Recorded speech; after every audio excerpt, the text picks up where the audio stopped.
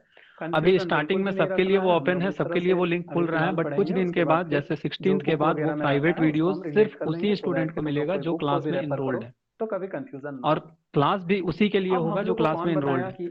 तो ट्राई करो खुद को इनरोल कर लेने का, सो दैट कि तुम लोग एक अच्छे से मशीन और पावर सिस्टम को सीख पाओ। क्या किए, और बाकी कैसे मिलेगा वीडियो, कहाँ देखेंगे, कितना बार देखेंगे, उसके लिए बिल्कुल भी ये मत क्या सोचो। करेगा, वैलिडिटी क्या रहेगा, वैलिडिटी अनलिमिटेड है। हाँ, अनलेस एंड अनटिल की जैसे हम किसी यूट्यूब का वीडियो को जैसे एनिमेशन को हम दिखाते हैं, अगर कॉपीराइट स्ट्राइक होता है तो फिर हमको वो वीडियो डिलीट करना पड़ेगा। तो उस केस का सॉल्यूशन हम कुछ निकालेंगे, क्योंकि देखो कॉपीराइट वगैरह ये सब चलते रहता है, लेकिन मेरा मेन एम है कि सिखाना। हम पैसा यूट्यूब से मतलब थोड़ी हम पब्लिक कर रहे हैं, तो वैसा कोई दिक्कत नहीं आने वाला है। हम चाह रहे हैं कि तुम लोग को एक क्वालिटी एजुकेशन मिल जाए जो कि तुम लोग को मिलेगा। तो एक टाइम पे ठीक है, तो हमारा रिजल्टेंट जो है वो Thank you, इस sir. तरह से आ रहा था। चलो हम वीडियो को पहले पॉज कर लेते हैं, उसके बाद फिर हम लोग बात करेंगे।